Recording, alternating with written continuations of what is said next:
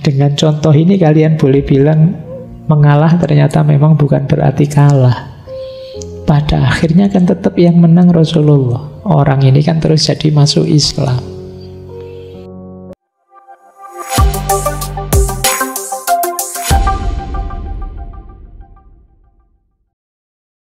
Rasulullah itu kan pernah satu ketika ada tetangga beliau, orang Yahudi yang benci sekali sama beliau. Setiap kali Rasulullah berangkat sholat subuh pagi-pagi selalu diludahi oleh orang ini. Wah, begitu lihat Rasulullah lewat diludahi, cus pokoknya itu. Ya, dan Rasulullah ini ya karena jiwanya sangat luas, sangat pemaaf, pengalah, kalau dalam istilah malam hari ini ya beliau terima saja itu.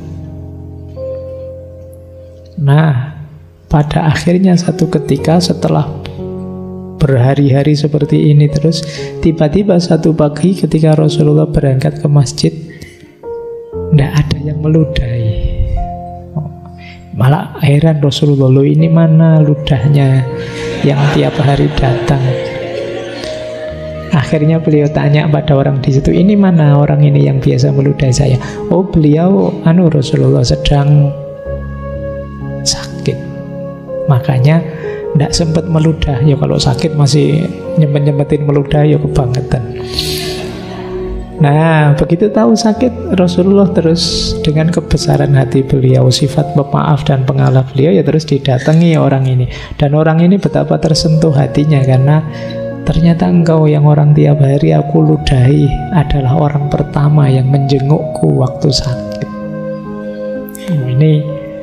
Ini kan luar biasa, jiwa pecinta, jiwa pemaaf, jiwa pengalah. Dengan contoh ini kalian boleh bilang mengalah ternyata memang bukan berarti kalah. Pada akhirnya kan tetap yang menang Rasulullah. Orang ini kan terus jadi masuk Islam. Nah, mungkin saja dengan mengalahmu ada banyak keberhasilan-keberhasilan, kesuksesan, buah dari mengalahmu yang lain. Nah, ini penting.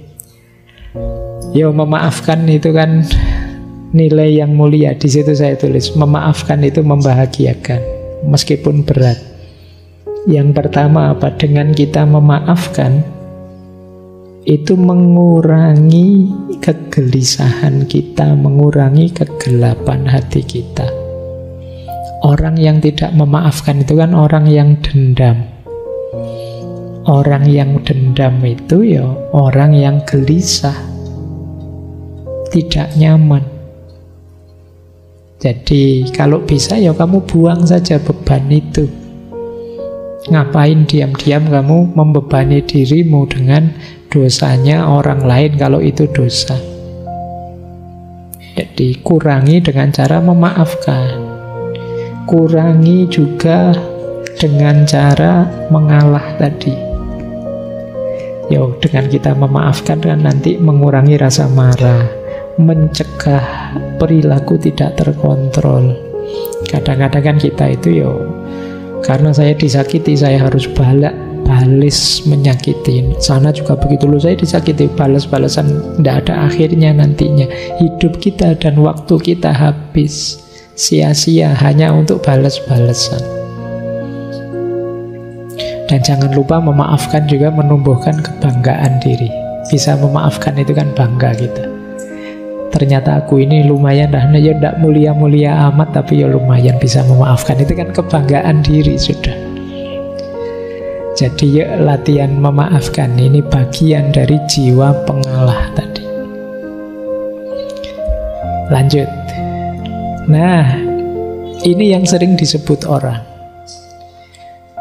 Mengalah itu jangan dikira lemah. Justru mengalah itu kadang-kadang strategis, visioner. Mungkin kalian ingat quotes yang atas itu dari Raden Mas Sosrokartono. Ngeluruk tanpa bolo, menang tanpa ngasorake. Ngeluruk tanpa bolo itu menyerbu tanpa pasukan. Menang tanpa ngasorake, kita mengalahkan tapi tidak menundukkan, merendahkan.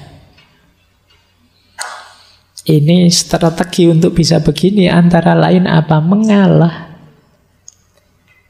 Begitu kita mengalah, kita melakukan kebaikan, mengalah tadi untuk seseorang, dia akan tersentuh hatinya.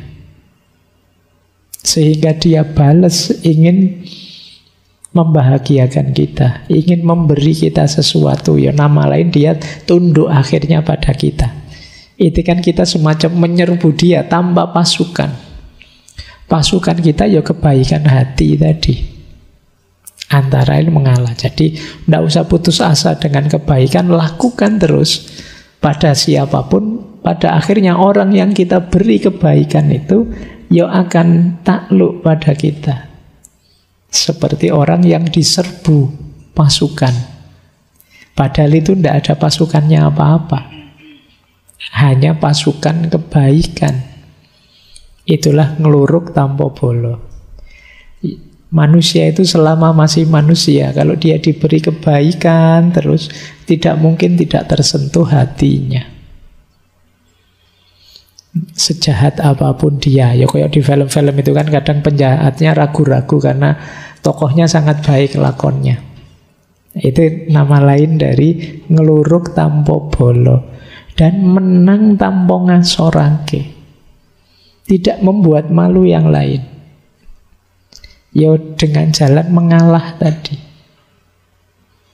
Dengan jalan kita mengalah, monggo sampean yang duluan, monggo sampean yang juara, yang berprestasi, monggo sampean. Nah ini membuat dia kan tidak rendah. Tapi hakikatnya kita yang menang. Itulah menang tanpa ngasorake. Kalau kalian bisa seperti ini, hidup ini mungkin tetap kompetitif, tapi tidak saling merendahkan, tidak saling menjatuhkan. Disitulah rahasianya mengalah untuk menang. Kalau dalam bahasa Inggris ada peribahasa, you may lose the battle, but you win the war. Atau you do not need to win every battle to win the war. Engkau mungkin kalah dalam battle. Battle itu ya pertemuan sekelompok pasukan, tapi tetap win the war. War itu ya peperangan secara keseluruhan. Jadi ya kayak misalnya ini medan perang, pertarungan satu orang lawan satu, pertarungan sekelompok lawan sekelompok, itu namanya battle. Tapi peperangan secara keseluruhan ini namanya war.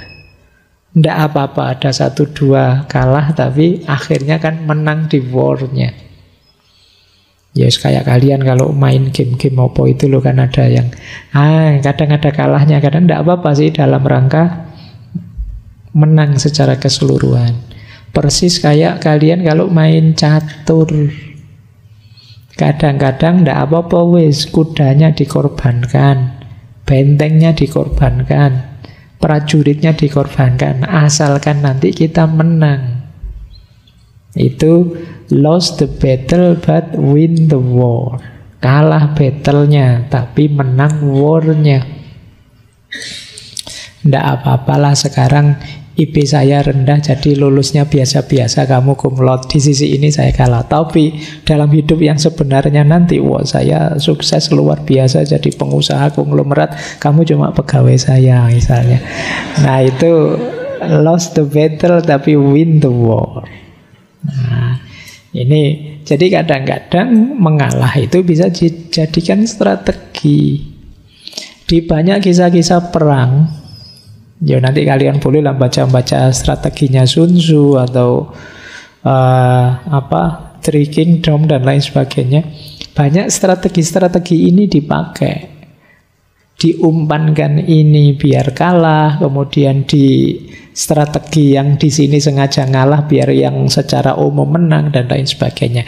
Itu namanya lost the battle tapi win the war. Ini penting, yo hidup juga harus taktis. Jangan nyeruduk terus, maju terus. Gampang kalah. Ada strategi mundur sebentar, ada ngalahnya, tapi nanti kita memenangkan seluruh peperangan. Nah ini ada rahasia ini juga dalam mengalah. Jadi visioner dan strategis, melihat jauh ke depan. Tidak apa-apa sekarang saya kalah, tapi ke depannya nanti saya sudah target ke sana. Dengan modal sekarang saya bisa menang.